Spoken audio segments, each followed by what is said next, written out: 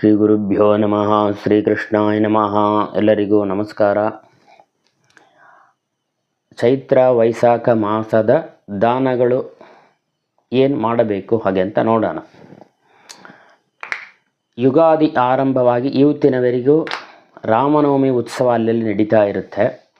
ಅವ್ರ ಮನೆಯಲ್ಲಿ ಪೂಜೆ ಮಾಡುವಂಥ ಸೌಕರ್ಯ ಇದ್ದರೆ ಮನೆಯಲ್ಲೂ ರಾಮದೇವರ ಪೂಜೆಯನ್ನು ಮಾಡಿ ವಿಶೇಷವಾಗಿ ಇವತ್ತು ಪಾನಕ ನೀರು ಮಜ್ಜಿಗೆ ಇದೆಲ್ಲ ದಾನ ಕೊಟ್ಟು ವಿಶೇಷ ಅನುಗ್ರಹಕ್ಕೆ ಪಾತ್ರರಾಗಬೇಕು. ಮತ್ತು ಚೈತ್ರ ವೈಶಾಖ 2 ತಿಂಗಳು ಬಿಸಿಲಿರುತ್ತೆ, ಜ್ಯೇಷ್ಠ ತಿಂಗಳು ಅರ್ಧವರೆಗೂ ಬಿಸಿಲಿರುತ್ತೆ. ಆದ ಕಾರಣ ಉತಕುಂಭ ದಾನ ತುಂಬ ವಿಶೇಷ. ಆದಷ್ಟು ಒಂದು ತಾಮ್ರ ತಂಬಿಗೆ ಅದರಲ್ಲಿ ನೀರು, ಅದನ್ನು ಸಾಲಗ್ರಾಮ ಪೂಜೆ ಮಾಡೋಂಥ ವೇಳೆ ದೇವರ ಮುಂದೆ ಇಟ್ಟು ಕೃಷ್ಣಾರ್ಪಣ ಹೇಳಿ ಅಡಿಕೆ ಬೆಳೆದ ತಾಂಬೂಲ ಸಹಿತವಾಗಿ ಇದನ್ನು ದಾನ ಕೊಡಬೇಕು. ಬಿಸಿಲು ಕಾಲ ಆದ್ದರಿಂದ ಇದು ಎಷ್ಟು ದಿನ ಮುಡಿತೋ ಅಷ್ಟು ದಿನಕ್ಕೆ ಇದನ್ನು ಕೊಡಬೇಕು. ಅಂದರೆ ತಿಂಗಳಲ್ಲಿ 1 ದಿನವಾರ ಇದನ್ನು ಮಾಡಬೇಕು. ಉದಕುಂಭ ದಾನ ಅಂತ. ಉದಕ ಅಂದರೆ ನೀರು, ಕುಂಭ ಅಂದರೆ ಪಾತ್ರೆ, ತಂಬಿಗೆ, ಉದಕುಂಭ ದಾನ. ಆದಷ್ಟು ಈ ದ್ವಾದಶಿ ದಿವಸದಲ್ಲಿ ಪಾನಕ ನೀರು ಮಜ್ಜಿಗೆ ಎಲ್ಲ ದಿನವೂ ಮಾಡಿದರೆ ವಿಶೇಷ. ಮುಡಿಲಾದ ಪಕ್ಷದಲ್ಲಿ ದ್ವಾದಶಿ ದಿವಸವಾರ ಪಾನಕ ನೀರು ಮಜ್ಜಿಗೆ, ಕೋಸಂಬರಿ, ಹಣ್ಣುಗಳು, ಪಾನಕ ಪೂಜೆ ಅಂತ ಹೇಳ್ತಾವಲ್ಲ, ಹಾಗೆ ಆ ಸಂದರ್ಭದಲ್ಲಿ ದ್ವಾದಶಿ ದಿವಸ ಇದನ್ನು ಪಾನಕ ಪೂಜೆಯೆಲ್ಲ ಮಾಡಬೇಕು ವಿಶೇಷವಾಗಿ. ಇದು ಬಂದು ನಾವೇನೋ ನಮ್ಮ ಪಿತೃಗಳು ಏನು ಪಿತೃ ಕಾರ್ಯ ಅಂತ ಹೇಳಿ ಮಾಡ್ತಾರೆ, ಅದರಿಂದ ಇದು ಮೃತ್ಯುತಿ ಮಾಡೋ ಸಂದರ್ಭದಲ್ಲಿ ಇದೆಲ್ಲ ಮಾಡಬೇಕು ಹಾಗೆ ಅಂತಿಲ್ಲ. ಎಲ್ಲರಿಗೂ ಈ ಚೈತ್ರ ವೈಶಾಖ ಜ್ಯೇಷ್ಠ ಮಾಸದಲ್ಲಿ ಮಾಡುವಂಥ ಧರ್ಮಗಳಿದೆಲ್ಲ. ನಮ್ಮ ಮನೇಲಿ ಮೃತ್ಯುತಿ ನಡೀತಾ ಇದೆ ಹಾಗೆ ಅಂತಿಲ್ಲ.